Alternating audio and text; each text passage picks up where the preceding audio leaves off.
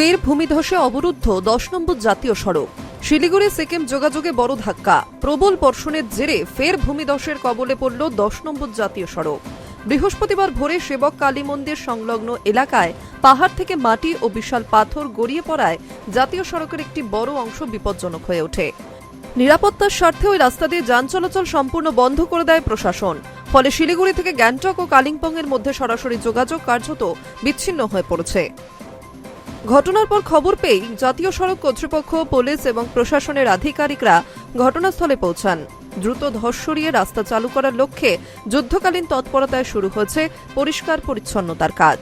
তবে টানা বৃষ্টির কারণে পাহাড় থেকে এখনো মাঝে মধ্যে ছোট বড় পাথর গড়িয়ে পড়ছে। ফলে উদ্ধার ও রাস্তা পরিষ্কারের কাজে বাড়তি সতর্কতা অবলম্বন করতে হচ্ছে। জাতীয় সড়ক বন্ধ হয়ে যাওয়ায় দুদিকে দীর্ঘ যানজটের সৃষ্টি হয়েছে। বহু পণ্যবাহী ট্রাক, যাত্রীবাহী বাস এবং ব্যক্তিগত গাড়ি ঘন্টার পর ঘন্টা আটকে রয়েছে। সবচেয়ে বেশি সমস্যায় পড়েছেন পর্যটকেরা। পাহাড়ে বেড়াতে যাওয়া বা সেখান থেকে ফেরার পথে বহু পর্যটকের গাড়ি আটকে পড়েছে। স্থানীয় বাসিন্দাদেরও দৈনন্দিন যাতায়াতে চরম দুর্ভোগের মুখে পড়তে হয়েছে। উল্লেখ্য, শিলিগুড়ি ও সিকিমের মধ্যে যোগাযোগের অন্যতম প্রধান লাইফলাইন হল 10 নম্বর জাতীয় সড়ক। প্রতিদিন হাজার হাজার পর্যটক, স্থানীয় বাসিন্দা এবং পণ্যবাহী যানবাহন এই রাস্তা ব্যবহার করে।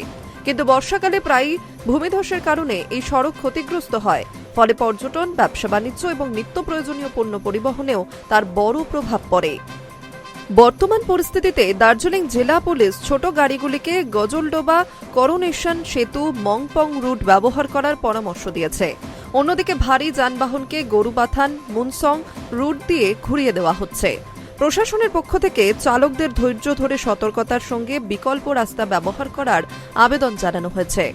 এদিকে শুধু সেবক নয়, বুধবার রাতেই সিকিমের মিল্লি জোরথাং সড়কেও ভয়াবহ ভূমিধস নেমেছে। সেখানে এখনও পাহাড় থেকে পাথর গড়িয়ে পড়ছে বলে প্রশাসন জানিয়েছে। পাশাপাশি NH10 এর 20 মাইল এলাকাতেও ধসের খবর মিলেছে। কামদং থেকে সিংথাম যাওয়ার রাস্তা জল ও কাদায় ঢেকে যাওয়ায় যান চলাচল কার্যত ব্যাহত হয়েছে বলেই জানা গিয়েছে স্থানীয় মানুষজনের তরফে। আবহাওয়া দফতর আগামী কয়েকদিন উত্তরবঙ্গে ভারী থেকে অতি ভারী বৃষ্টির পূর্বাভাস দিয়েছে। ফলে নতুন করে আরও ভূমিধসের আশঙ্কাও উড়িয়ে দেওয়া যাচ্ছে না। সেই আতঙ্ক ছড়িয়ে পড়েছে স্থানীয় মানুষ থেকে পর্যটন সকলের মধ্যেই। তাই প্রয়োজন ছাড়া পাহাড়ি রাস্তায় যাতায়াত না করার পরামর্শই দিচ্ছে প্রশাসন। তবে যেহেতু শিলিগুড়ি ও সিকিমের মধ্যে যোগাযোগের অন্যতম প্রধান লাইফলাইন এই 10 নম্বর জাতীয় সড়ক, তার ফলে প্রতিদিনের হাজার হাজার পর্যটক, স্থানীয় বাসিন্দা ও পণ্যবাহী যানবাহনের জন্য এটি সমস্যা হয়ে দাঁড়িয়েছে এই মুহূর্তে। Hi news network.